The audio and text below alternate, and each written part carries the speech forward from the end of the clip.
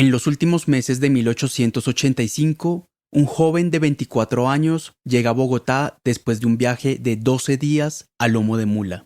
Viene desde Medellín. Una guerra civil acaba de terminar y dejó desorientado y sin objetivo claro a este joven, que tiene un título de maestro superior, pero se ha dado cuenta de que no le gusta ser maestro. Esto, sumado a la guerra, lo llevó a abandonar su trabajo en la escuela y ahora ha decidido probar suerte en Bogotá. La capital le causa una gran impresión. Es un provinciano más que acaba de llegar, pero su mente es un hervidero de ideas y curiosidad. Y esa ciudad vestida de negro, lluviosa, rodeada de enormes cerros envueltos en la niebla, alumbrada con faroles de petróleo, desasiada y llena de malos olores, será curiosamente el sitio indicado para que las ideas y la curiosidad intelectual de ese joven florezcan de una manera impresionante. Y en este podcast les contaré quién fue ese joven que acaba de llegar a Bogotá.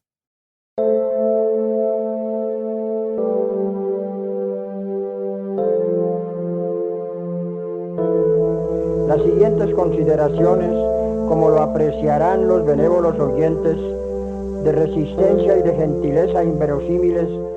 Hola, soy Johnny Martínez Cano y esto es Toda la vida del pensamiento, una temporada especial del podcast de Sobremesa dedicada a indagar en la vida, la obra y las ideas del escritor antioqueño Baldomero Sanincano entre las últimas 2 décadas del siglo XIX y las 3 primeras del siglo XX. Me han invitado a llenar unos minutos de su valioso tiempo con la atención puesta en estas palabras. Bueno, antes de que se lo pregunten, sí, esa voz que escuchan en la introducción es la voz de Baldomero Sanincano, de la única grabación suya que existe, hecha en los años 50, cuando Sanín ya estaba bastante mayor. Yo creo que con los episodios hablaremos ya después un poco de esto. Por ahora, les doy la bienvenida a esta temporada especial. Y digo que es especial porque quienes han escuchado de Sobremesa saben que este es un podcast de conversaciones con autores y lectores de poesía. Y en cambio, esta temporada será algo distinto. Será una exploración personal, mi exploración, del escritor Baldomero Sanincano.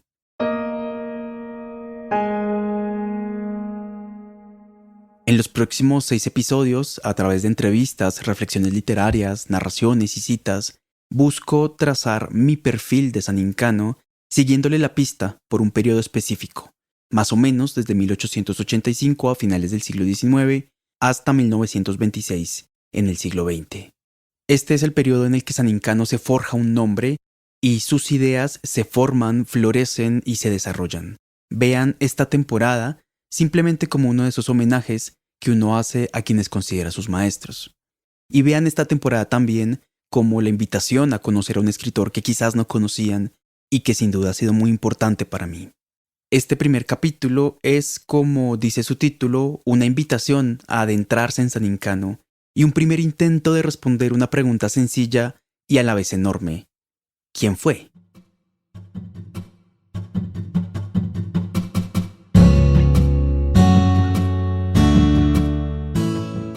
Baldomero Sanincano nació el 27 de junio de 1861 en Río Negro, Antioquia.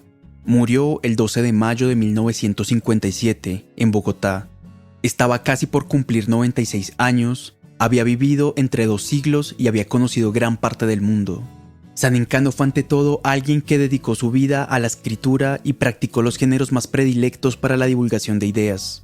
Escribió críticas y estudios sobre literatura y arte, y escribió artículos periodísticos, cartas públicas y ensayos sobre política, sociedad y cultura. Su mundo fue el mundo del pensamiento, y en su mundo el pensamiento se hace bello y liberador. Ejerció muchos oficios distintos, pero creo que el más importante de todos fue, como dijo Juan Gustavo Cobo Borda, el oficio del lector.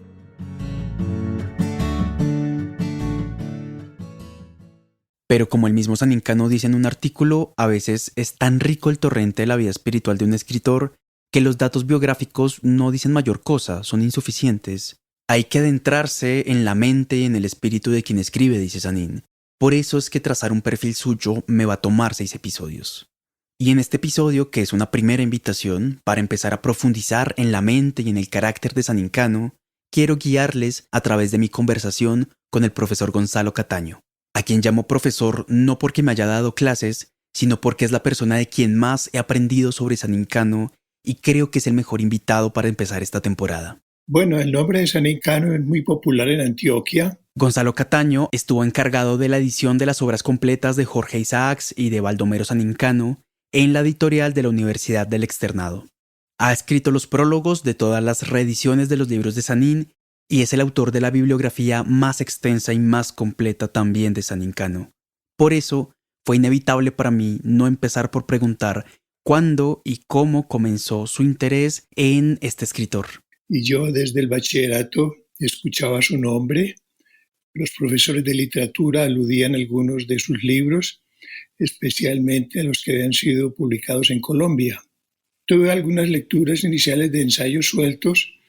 En general no me gustaba porque encontraba un autor demasiado ecuánime que analizaba la obra de los otros dándole siempre la razón. Y como ustedes saben, en la juventud todos queremos unas respuestas fuertes, duras, taxativas. Y algo había de encantamiento con su idioma, pero fueron lecturas muy dispersas. Realmente no comencé a interesarme por él sino en los años 90, entre 1990 y el año 2000. Ya empecé a leerlo con más organización, con más conocimiento del entorno en el cual se había manejado y sobre todo de las lecturas que él más aludía. Entre ellas Hipólito Taine, que era un autor conocido por los sociólogos por sus intentos de hacer una sociología de la literatura en la segunda mitad del siglo XIX. Nada sabíamos, por supuesto, del señor Georg Brandes, que él tanto aludía y nos parecía un autor excesivamente esotérico, del cual no había mucho eco en Colombia en primer lugar, y si lo había en América Latina, quizá era en Buenos Aires, donde de alguna manera se lo conocía.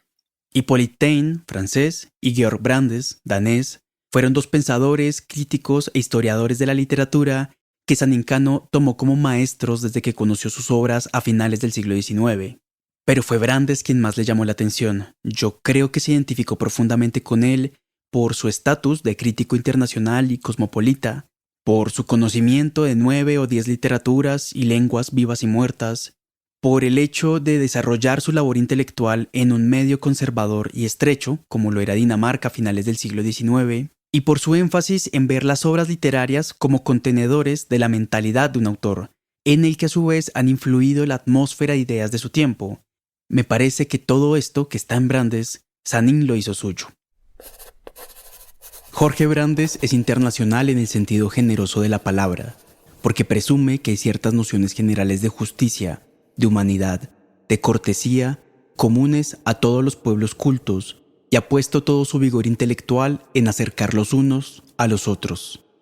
Volvamos con el profesor Cataño. Pero empecé a interesarme en forma más organizada sobre su obra cuando el rector de la Universidad Externado de Colombia, que había conocido a Sanín, especialmente por su padre, que fue un amigo íntimo de San Incano, y me sugirió que me encargara de la edición de las obras completas o al menos escogidas de San Incano en el Externado.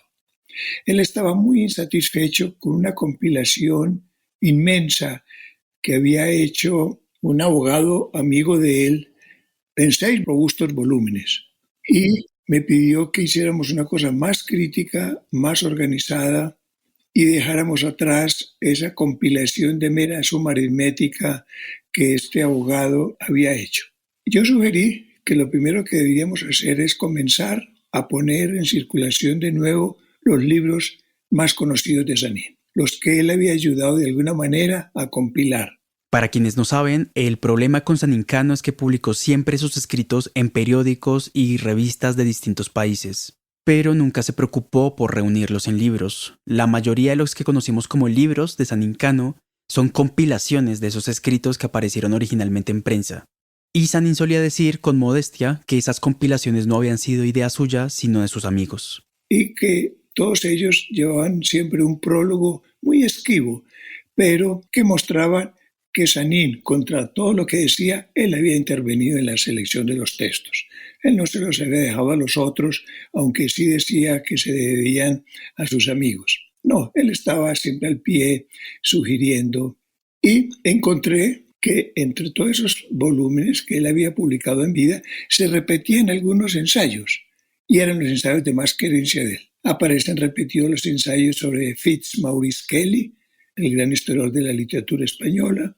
Aparecían repetidos los ensayos o algunos ensayos sobre Brandes, que él en silencio los iba metiendo en cada tomo como para que el lector refrescara sus fuentes literarias.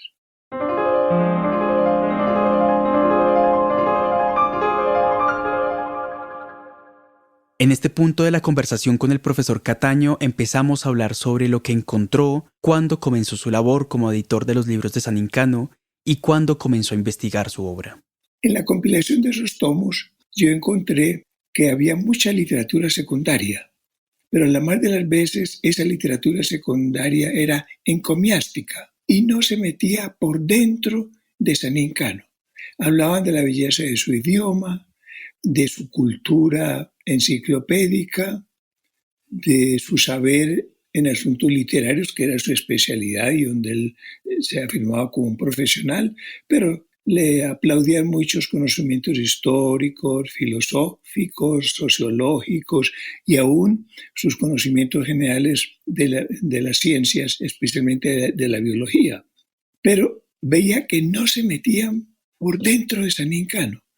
¿Qué realmente era que había leído y qué había asimilado? ¿Cómo se aproximaba no solamente a la literatura, sino cómo se aproximaba también a los otros temas? Por ejemplo, esa insistencia de él de manera permanente de ver la historia como un campo más de la literatura, como un arte, donde dejaba de lado los trabajos entre comillas, más científicos de los historiadores, no solamente del siglo XIX, sino del siglo XX, que él tuvo en sus manos, ya eso era más que literatura. Al final de su vida, creo que Sanín se dio cuenta de esto, que no era una rama de la literatura, sino que había algo de ciencia en él, pero no logró desarrollarlo. Quizás esa forma de ver la historia no como una ciencia, sino como un arte, similar a la literatura, revela un poco el carácter diletante y ecléctico de Sanín Cano. Y es que aunque se interesó por muchos campos del saber, nunca se especializó en ninguno.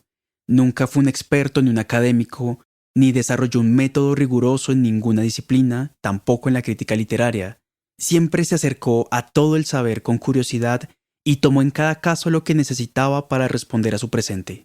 También encontré desbalances en el diálogo de Sanín con la literatura de su tiempo. Sanín leyó mucho la literatura del siglo XIX, especialmente la italiana. Carducci lo sedujo toda la vida. Y hoy sabemos que Carducci, como buena parte de los premios Nobel, es poco leído. Es la ironía. El interés por Giosuè Carducci duró en verdad toda la vida. En el último reportaje que le hicieron, días antes de su muerte, Sanín Cano todavía hablaba de él. Carducci fue siempre de mis preferencias literarias, por sus versos, sus odas bárbaras, su soneto al buey, pero sobre todo por su rebeldía, por su intransigencia sincera y por su ardor patriótico. Creo que algo de todo eso, principalmente de esa rebeldía intelectual, marcó también el carácter de Sanín Cano. Se centró mucho en Bernard Shaw, que lo sedujo y eran casi de la misma edad. Lo sedujo también mucho el realismo francés. Pero ya cuando aborda el siglo XX, comienzan los desbalances. No fue sensible a Marcel Proust, por ejemplo. Alude ligeramente a Kafka por allí, cuando ya Kafka estaba editado, por lo menos la Metamorfosis, ya lo teníamos en español. Lo sedujo mucho Thomas Mann, quizá por el realismo que maneja en su obra, quizá fue el contemporáneo al cual fue más afín y quizá el premio Nobel de Thomas Mann lo marcó. Pero otros autores le fueron ajenos. Esta desconexión con las corrientes más novedosas de la literatura del siglo XX, también habría que nombrar a Virginia Woolf, James Joyce o T.S. Eliot, por poner apenas unos casos, revela claramente que los maestros de San Incano están y se quedaron en el siglo XIX. Sin duda alguna, Hipólito Taine lo marcó. También Zambef y el que sabemos, Brandes, que son los que afirman el estudio de la crítica literaria en la dirección de hacer de este oficio una ciencia. A estos maestros quisiera añadir la tradición francesa de finales del siglo XIX, por ejemplo, Paul Bourget y su idea de la literatura como una psicología viva, o Rémy de Gourmont. Pero no fue sensible, por ejemplo, a otra gran contribución de finales del siglo XIX y comenzando el XX, la de Wilhelm Dilthey. Dilthey produjo y publicó hacia 1903 un libro donde compila todos sus estudios sobre el romanticismo alemán. Sanin no fue sensible a las contribuciones de Dilthey como crítico de la cultura en primer lugar y de la literatura en segundo lugar.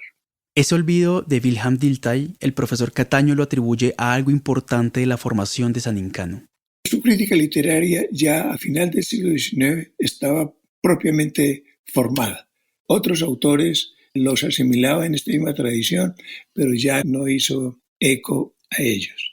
Fui consignando en cada una de las introducciones estos tópicos para mostrar que Sanin nos decía muchas cosas, pero también puede tener limitaciones de su época. Los críticos sabemos, y los historiadores más, que es muy difícil ser contemporáneo. Si nos preguntaran a nosotros cuáles son los autores más importantes de la Colombia hoy en día, empezaríamos a dudar y a no saber indicar qué personaje es el que está dejando una huella en la actualidad o quizá la deje en el futuro. Con las obras de autores vivos me ocurre que cuando he logrado formarme acerca de ellos una opinión sólida y documentada, ya esa opinión ha sido difundida con gran claridad y elegancia por censores de mucha autoridad. Acontece además que veo de lejos menos mal que de cerca. Me aparece más clara la imagen de Alfred Polgar colocado en Viena o en Berlín que la de algunos escritores de su clase y cuya actividad se ejerce en Colombia.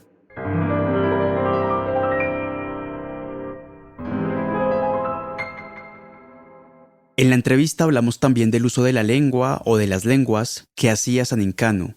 Esta es la perspectiva del profesor Cataño. El inglés lo usaba casi como un idioma materno. No solamente lo hablaba, sino que lo escribía. Y en la escritura de Sanin, en el Sanin ya más europeo, la huella, la impronta del inglés es clara, pero sin subvertir el español. Es como cuando uno ve a Borges, que también tenía un gran dominio del inglés, pero cuando escribía no hay ninguna construcción de su frase que siga la lógica del inglés. Pero el inglés les mostraba a ambos las cualidades de la frase corta, la economía del idioma y, sobre todo en San Incano, la ironía, la de decir algo que resulta en lo contrario. Y la gran lección de Sanin que también aprendí en ese momento es el gran dominio que tenía del idioma español. Creo que Fitzmaurice Kelly le mostró toda la riqueza del idioma español en el siglo de oro. James Fitzmaurice Kelly fue un hispanista británico conocido sobre todo por haber escrito una biografía de Cervantes y una historia de la literatura española. Fue un académico que dio clases en varias universidades inglesas y cuya obra se publicó sobre todo en las 2 primeras décadas del siglo XX. Para el profesor Cataño, este autor contemporáneo de Sanin fue también una gran influencia para él.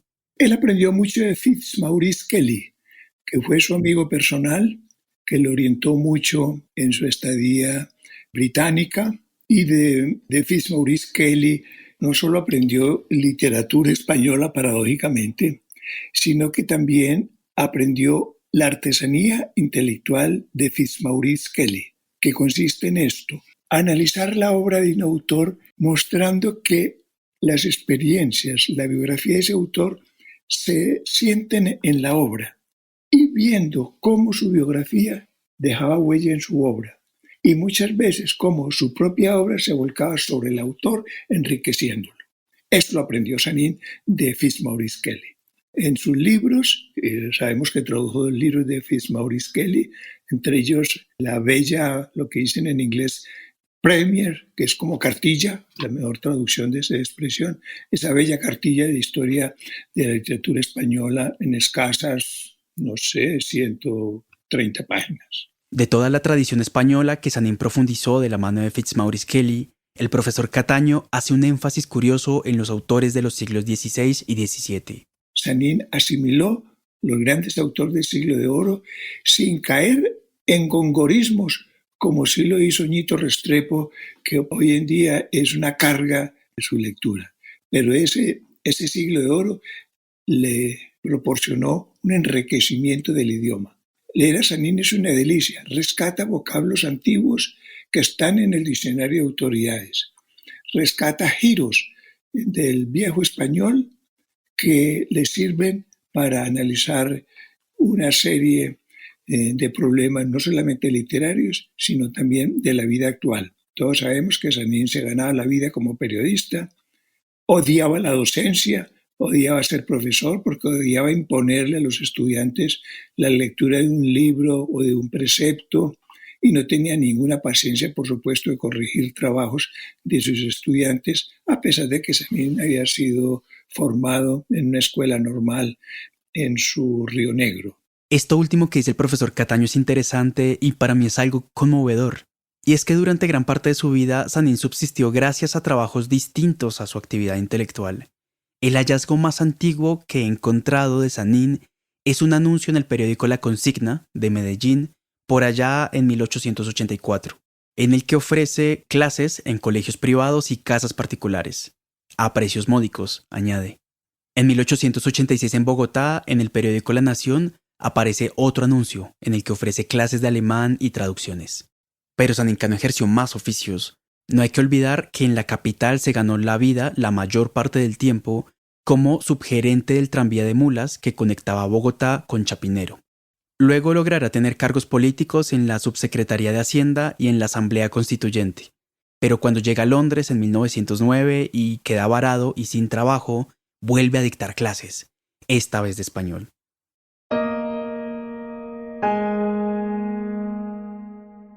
Justamente hablamos con el profesor Cataño de cómo el viaje a Europa en 1909 marca un antes y un después. Uno pudiera decir que hay varios Sanines. Básicamente hay dos, pero el segundo periodo se podría dividir y dar lugar a un tercero. Pero quedémonos en dos. El de la juventud de Sanín, que usted conoce bastante bien, que es el Sanín que empieza a escribir hacia 1885-86 a 1904, 5, hasta la revista contemporánea. Este es un Sanín en general que tiene todavía dificultades con el idioma, que es desbocado, que lanza epítetos, que muestra una erudición que todavía no encuentra su lugar adecuado, pero que muestra una persona que ha leído mucho. Y ello se debe a que Sanín tenía unos dotes singulares, particulares, como nadie en la Colombia del siglo XIX, ni siquiera Caro, los idiomas. Recordemos, Sanín aprendió italiano leyendo Los novios de Manzoni en sus 20-21 años. Después se acerca al francés, sin duda alguna, y lo aprende rápidamente. A continuación le viene el alemán, que también lo asimila con mucha prontitud, y el inglés, que aprende con sus patrones en los tranvías de mulas de la Bogotá de final del siglo XIX y comenzando el XX.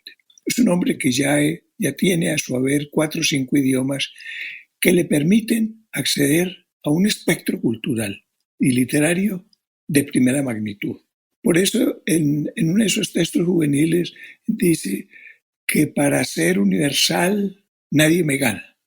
Y Sanín se hizo traer revistas francesas y alemanas para leerlas en el Bogotá de los años 90. Y eso le enriqueció el espectro cultural que nadie tenía en sus saberes. Ese conocimiento amplio de lenguas y literaturas tiene un nombre: cosmopolitismo. Y en el caso de Sanín Cano, ese cosmopolitismo es más que una erudición para presumir.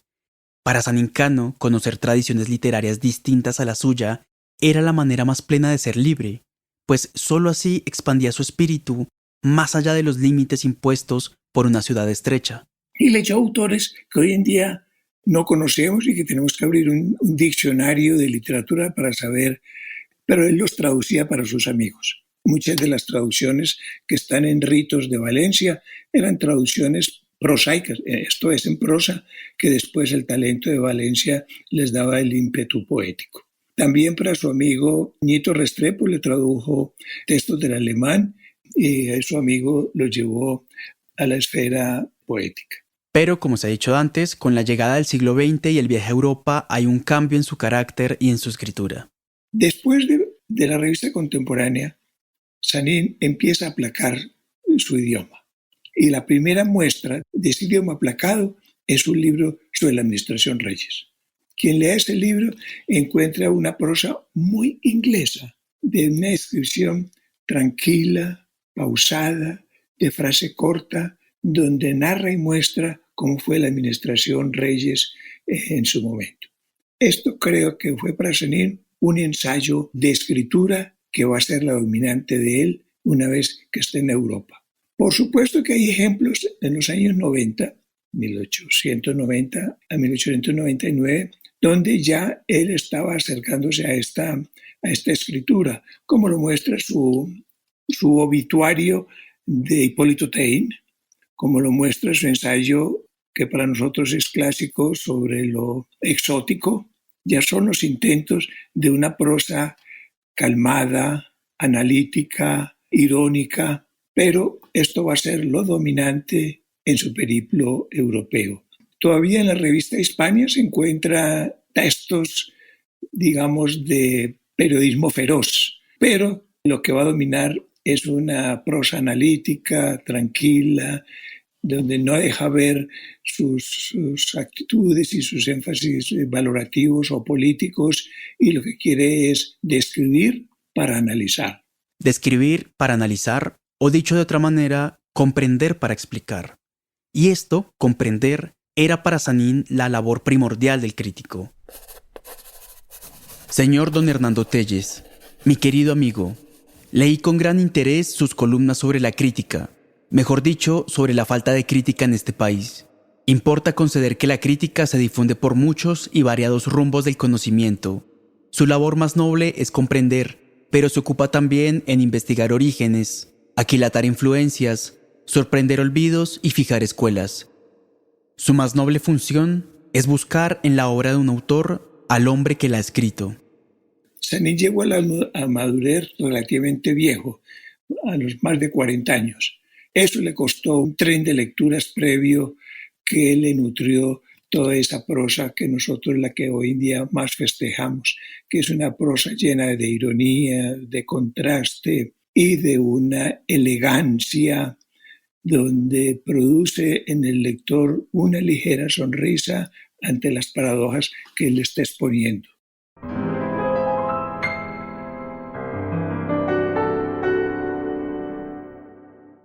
Ahora le pregunto al profesor Cataño por las enseñanzas o lecciones importantes que Sanín Cano le ha dejado a él y con ello a todos nosotros.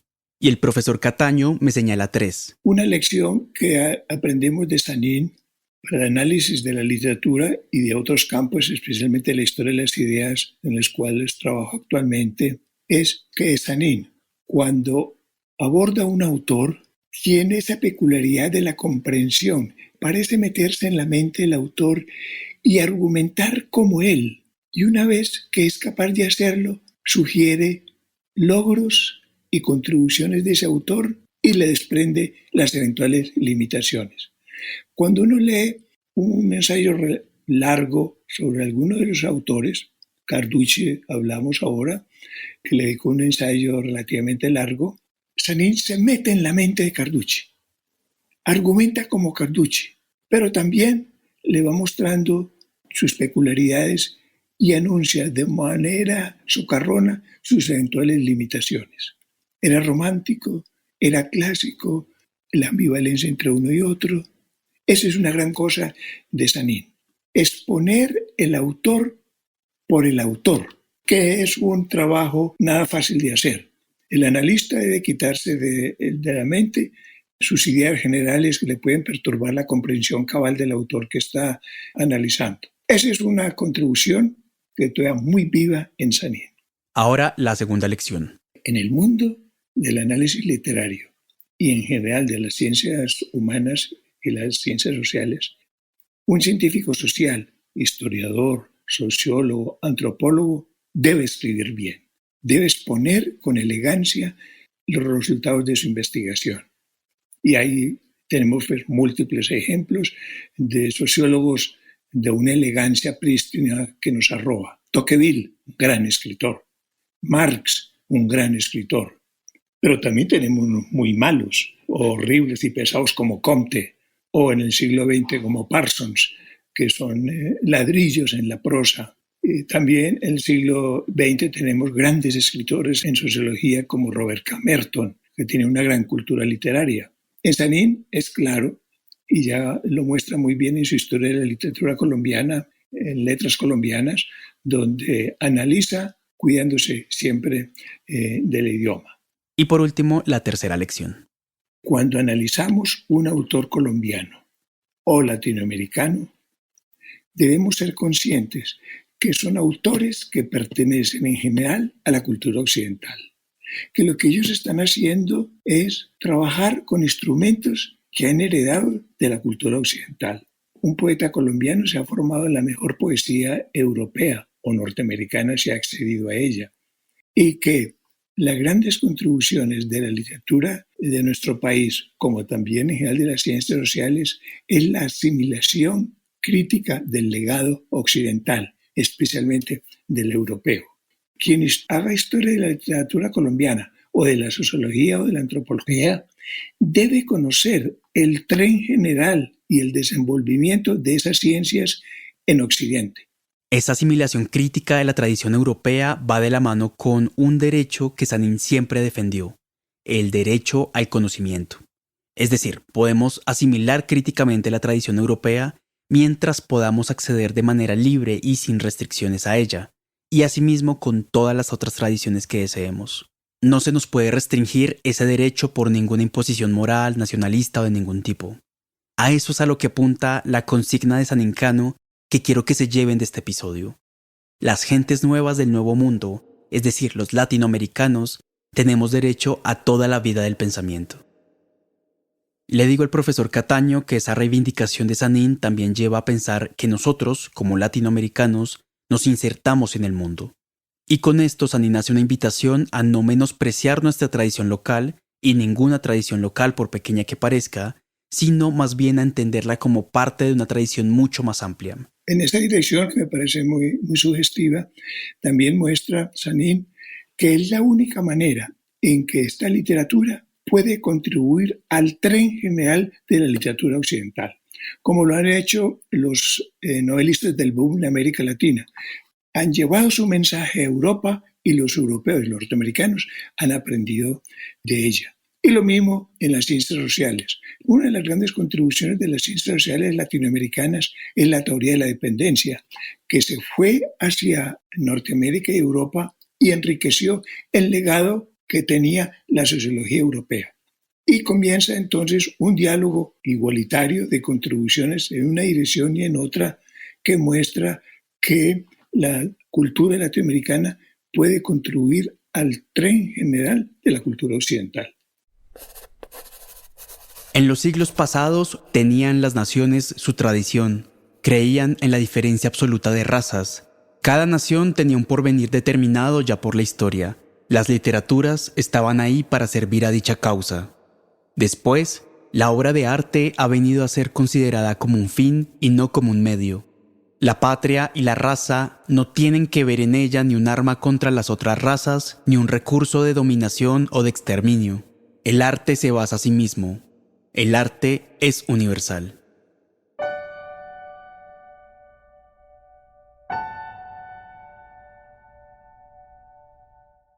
Terminó la entrevista al profesor Cataño haciéndole una pregunta que me interesa mucho como joven investigador.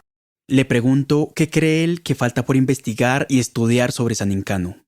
En primer lugar, ilustrar el Sanín de finales del siglo XIX, que es tu trabajo y donde ya has acopiado una información muy rica. Todavía sabemos muy poco de ese Sanín. Ya tú has comenzado a difundir esos trabajos, pero hay muchos más trabajos para difundir e inclusive para descubrir, porque tenemos siempre esa dificultad con nuestra prensa que no está bien acopiada, pero esto es una labor de primera magnitud y allí podría salir un muy buen libro sobre el Sanín del siglo XIX, sus vínculos con los de su entorno más cercano, que son los poetas modernistas, y, por supuesto, la asimilación europea que él hizo a través de sus lecturas en las lenguas originales. En este caso, mostrar que Sanín fue un gran maestro, pero en la difusión oral. En sociología hay publicaciones oral y publicaciones impresas. Las orales es la que hace el profesor en una conferencia y la impresa, por supuesto, es la que sale en libros y en ensayos. Sanín fue un gran profesor oral para los más cercanos. Y aquí vale mencionar una paradoja que planteó el escritor Hernando Telles, y es que Sanín, tan reacio a ser profesor de escuela, terminó por volverse maestro de muchas generaciones de escritores. Otro tema es que debemos continuar reuniendo los trabajos de Sanín. Lo que tenemos reunido en libros, que sin duda alguna hoy en día es bastante para lo que había en el pasado, todavía nos queda mucho por rescatar en inglés, en periódicos latinoamericanos, periódicos y revistas latinoamericanos o aún en las colombianas. Debemos hacer todavía compilaciones de Sanín Cano sobre temas puntuales, reunir sus ensayos sobre literatura colombiana, reunir sus ensayos sobre literatura latinoamericana que no metió jamás en libros. Quizás hacer una compilación de sus trabajos, de los cuales no hemos hablado, de crítica de la plástica. No serán muchos, pero muestra a un autor enterado de las grandes corrientes de la estética europea y sus mensajes en América Latina. También podríamos hacer buenas compilaciones de sus textos estrictamente políticos, o mejor dicho, de análisis político. Y yo creo que con toda esta documentación se nos viene encima un gran reto y es una buena biografía intelectual de Sanín Cano, pero siempre volcada sobre material empírico, esto es, sobre datos, teniendo a disposición todos sus textos y sin duda alguna allí saldría una gran biografía intelectual. De esta forma cerramos la entrevista. Le agradezco al profesor Cataño y él se despide de esta manera. Muchas gracias, Johnny. Me encanta hablar de Sanín y seguiremos hablando de Sanín porque es el hombre que resume lo mejor de la cultura colombiana de final del siglo XIX y de la primera mitad del siglo XX. Lo mejor de nuestra cultura del pasado. No conozco una mejor invitación para adentrarse en la vida, la obra y el carácter de Sanín Cano. Y si algo de lo que escucharon despertó en ustedes esa curiosidad por su mundo intelectual, por su sensibilidad y por su saber, acompáñenme durante los próximos episodios.